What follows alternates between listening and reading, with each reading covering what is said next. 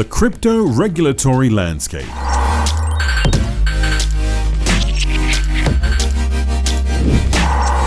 With Liudas Kanapienis, Ondato.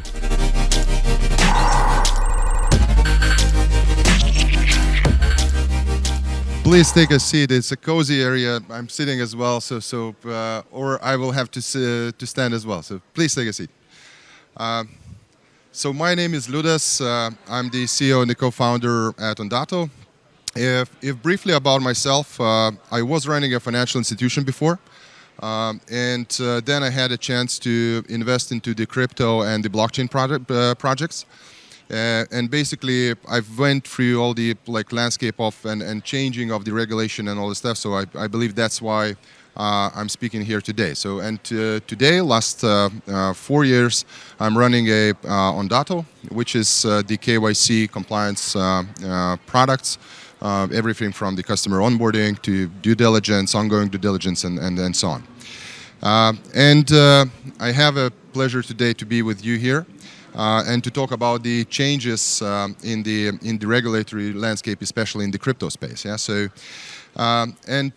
today's situation basically is a very good for crypto skeptics. Yeah. So they're talking about the money laundering possibilities, about the crash in crypto, about the money that people lose in the crypto space and all the stuff. And of course, everybody understands that and agrees that this market needs to be regulated. Yeah. So, really recently, like this June, by the end of June, there was actually an agreement, especially in the European level, in the European Union level, by the Commission and the Parliament, to have the actually regulatory bill as such. Yeah. So. And there is a framework already built that will be fully finalized by the end of the year. And then in the next 18 months, it will be implemented in all the member states. And that's where it's very interesting, actually, how the other countries, especially in Europe, like Serbia, will react. Because that will affect the usage of the cryptocurrency as such. And there are quite a few very important topics talking about the crypto that we have to take into account and consider when talking about the crypto projects and transactions. Yeah. So first of all, there will be so-called crypto asset companies that will be fully regulated, and the regulation will come actually from the first euro as such. The other very important topic there is that all the transactions will have to be recorded. So it means that the originator and the beneficiary within the transaction will have to be recorded with the so-called travel rule. Yeah. So and this actually what makes a bit of the difference in general in the use of the cryptocurrency, because if to remember 10 years ago there was a bit of initial idea, a bit of different. Yeah. So that the transactional would be not so limited, would be not recorded in the chain itself, and the regulatory landscape is a bit of changing the view on the cryptocurrency. Yeah. So what we see is that the US is also following about the same rules. Yeah. So because even now the Bank Secrecy Act actually covers the crypto exchanges and crypto activity as such. Yeah. So it means that all the crypto related activity needs to be regulated under the anti-money laundering and terrorist financing rules and regime. And that then what brings actually reminds me, to be honest, a very simple saying that one central bank board member said. What looks like a duck, swims like a duck and quacks like a duck, basically is a duck. Yeah. So, and it's actually not something very surprising from that perspective, because we saw that 10 years ago with the electronic money as such. And at that time, I was lucky as well to get the first electronic money institution license in Lithuania. And it was the totally same situation that we have now with the crypto, and that's what we had 10 years ago with the electronic money. So basically, there was operational market. If you remember, and any company basically was issuing electronic money as such, and basically it was unregulated. Yeah, so you could basically take out cash from it. You can put in cash, transfer funds from one wallet to another, and basically that's the same situation that we have now with the cryptocurrencies as such. And there was a change as well with the regulatory landscape. There was lots of buzz around that, but now everyone agrees that for the market itself is healthier that this sector is regulated. So this is the same what is happening within the cryptocurrency market. Yeah. So and basically.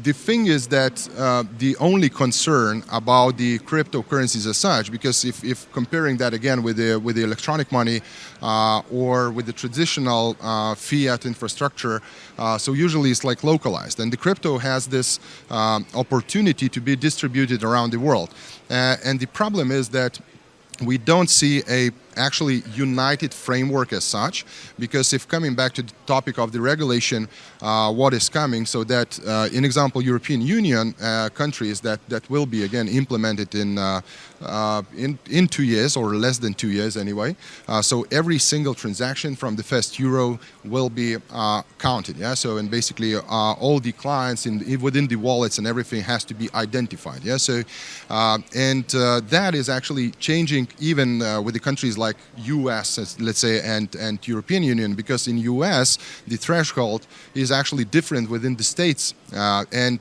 while some of the states are like more tough on the regulatory landscape, and they are kind of asking to register all the wallets and everything, while others doing that like from $3,000 or something like that, and that then what actually doesn't give the unite infrastructure as such, and makes the topic difficult. And if looking at the landscape itself from the regulatory perspective, so you can see that basically even now today all the cryptocurrency activities basically around the world are regulated in terms of the anti-money laundering and counter-terrorist financing rules. Yeah, so while some of the countries actually look into the cryptocurrencies only from the asset perspective, and what is really interesting here that if look at the let's say South Africa, they do not regulate that from the anti-money laundering perspective, but they do that regulate that from the tax perspective. Yeah, to make sure that money or income profits made from the assets are actually counted and taxes are paid.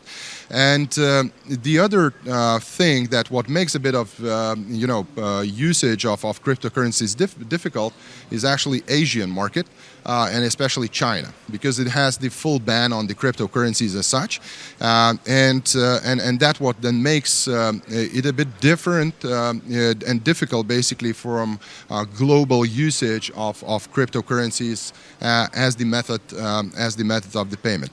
And then of course, as I mentioned, Europe, it's already fully regulated from the anti-money laundering perspective.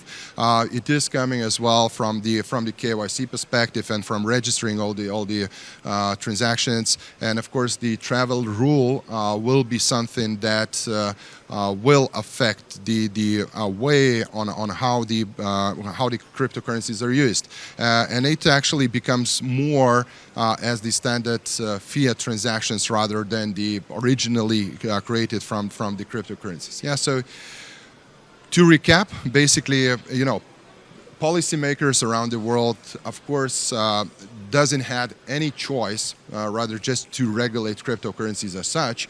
But the main problem that we see is that there will be no united regulation as such, and there will be differences in between regions and even, of course, within the countries. Because, as you know,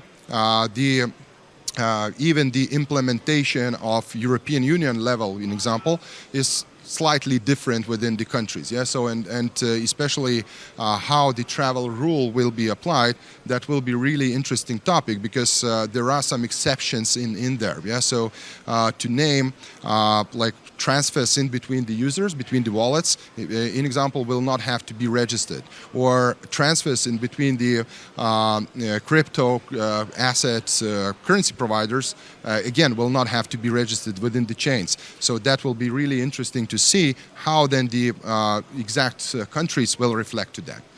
So thank you so much. I will be here around, and if any questions, please give me a shout. Thanks. And I still have 10 seconds. Thanks.